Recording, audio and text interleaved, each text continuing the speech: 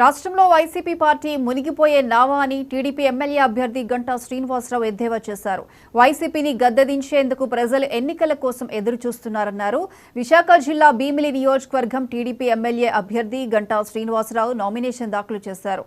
కార్యకర్తలతో కలిసి భారీ ర్యాలీగా ఆర్డీఓ కార్యాలయం వరకు ర్యాలీ చేస్తూ నామినేషన్ అధికారులకు అందజేశారు.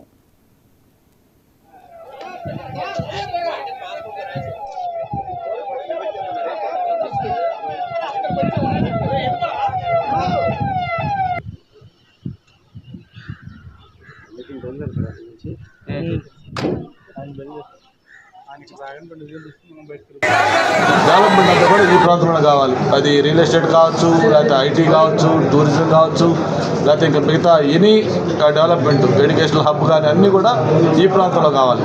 అందుకే భవిష్యత్తులో మేము ఒక శాటిలైట్ టౌన్షిప్ కూడా ప్లాన్ చేస్తూ ఉన్నాం. ఎలాగైతే ఇప్పుడు ఎంఈపీ కాలంలో 12 సెక్టర్స్ పెద్ద లేఅవుట్ ఉందో అటువంటిది ఒక ఈ భీమిలో కూడా ఒక శాటిలైట్ టౌన్షిప్ లాంటివి చేసి సిటీ మీద ప్రెజర్ తగ్గించి, ఎందుకంటే ఇక్కడ ఇన్ఫ్రాస్ట్రక్చర్ ఫెసిలిటీస్ ఇస్తే పబ్లిక్ అందరూ కూడా ఎయిర్పోర్టు సిటీ మధ్యలో ఉండే ప్లేస్ కాబట్టి అందరూ ఇక్కడికి వచ్చే ఛాన్స్ ఉంది. డెఫినెట్గా దీన్ని ఒక మోడల్ కాన్స్టిట్యున్సీగా, ఎందుకంటే ఈరోజు హైదరాబాద్లో గచ్చిబౌలి, మాదాపూర్, కొండాపూర్ ఎలాంటి ప్రాంతమో మన భీములు కూడా అలాంటి ప్రాంతం. అటువంటి హ్యాపనింగ్ ప్లేస్. ఒక పక్క 3 రూరల్ మండలాలు ఉన్నాయి, అలాగే ఒక 10 అర్బన్ వార్డులు ఉన్నాయి, ఒక 2,50,000 పైగా అర్బన్ ఓట్లు ఉన్నాయి, 1,10,000 రూరల్ మండల పాపులేషన్ ఉన్నారు. ఇవన్నీ మిక్స్ అయి ఉన్న ఒక బెస్ట్ కాన్స్టిట్యున్సీ. గతంలో మనం చేసిన డెవలప్మెంట్ ఇప్పుడు ఏ ప్రాంతంలోకి వెళ్ళినా, ఏ ఊర్లోకి వెళ్ళినా కళ్ళ ముందు మనకి సజీవ సాక్షులు కనబడతా ఉన్నాయి. ఈ రాష్ట్రంని కాపాడుకునే పరిస్థితిలో మనందరం ఉన్నాం. ఇవాళ ఏ ఒక్క సీటు కూడా వ్యక్తిగత ద్వేషాల ద్వారా లేకపోతే పార్టీల మధ్యలో విభేదాల వల్ల మనం ఎక్కడ దెబ్బతినకూడదు. అదృష్టం వల్ల ఏంటంటే విశాఖపట్నం పార్లమెంట్లో 7 నియోజకవర్గాలు జనాల్లో చాలా పాజిటివ్గా. రాష్ట్రంలో జగన్ 5 ఏళ్లు అరాచక పాలన సాగించారని టీడీపీ ఎంపీ అభ్యర్థి శ్రీభరత్ అన్నారు.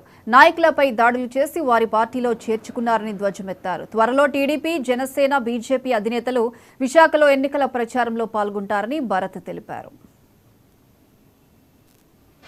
రాష్ట్రాన్ని కాపాడుకునే పరిస్థితిలో మనందరం ఉన్నాం. ఇవాళ ఏ ఒక్క సీటు కూడా వ్యక్తిగత ద్వేషాల ద్వారా లేకపోతే పార్టీల మధ్యలో విభేదాల వల్ల మనం ఎక్కడ దెబ్బతినకూడదు. అదృష్టం వల్ల ఏంటంటే విశాఖపట్నం పార్లమెంట్లో 7 నియోజకవర్గాలు జనాల్లో చాలా పాజిటివ్గా ఉంది. మేము 1-2 అలా ఇష్యూస్ సెట్ చేసేసుకుంటే తప్పకుండా 7 మంచి మెజారిటీతో గెలుస్తామని నమ్ముతున్నాము. ఈ నెక్స్ట్ వారంలో మిగతా వాళ్ళు కూడా అందరూ, నాది కూడా నామినేషన్ 22వ తారీఖు కూడా వేస్తున్నాము. భవిష్యత్తులో మా రాష్ట్ర నాయకులు, నేషనల్ లీడర్స్ కూడా, మా చంద్రబాబు నాయుడు గారు, పవన్ కళ్యాణ్ గారు, బాలకృష్ణ గారు అందరూ కూడా పర్యటనకి వస్తారని అనుకుంటున్నాం. మరి ఏ నియోజకవర్గాల్లో వాళ్ళు పర్యటన కోసం వస్తారో తెలియదు. బీజేపీ నుంచి కేంద్ర నాయకులు కూడా, మరి మోడీ గారు, అమిత్ షా గారు, నడ్డా గారు, యోగి గారు కూడా వస్తారని సమాచారం వస్తుంది. వాళ్ళు కూడా ఏ నియోజకవర్గాలు వస్తారో తెలియదు. అందరూ ఏంటి అంటే ఇవాళ మనకి రాష్ట్రాన్ని, దారి తప్పిన రాష్ట్రాన్ని మళ్ళీ దారిలోకి తీసుకెళ్ళాలి. విశాఖపట్నం అభివృద్ధి చెందాలంటే గంటా గారు అన్నట్టు ప్రత్యేకంగా భీమిలికి ఒక చాలా స్పెషల్ పాత్ర ఉంది.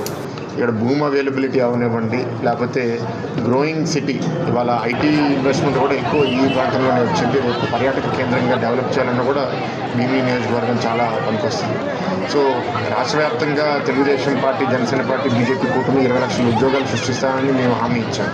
మరి దాంట్లో నా అంచనా ప్రకారం భీమిలి నియోజకవర్గంలోనే మినిమం ఒక 50-60 వేలు ఉద్యోగాలు సృష్టించే బాధ్యత మా అందరి మీద ఉంది.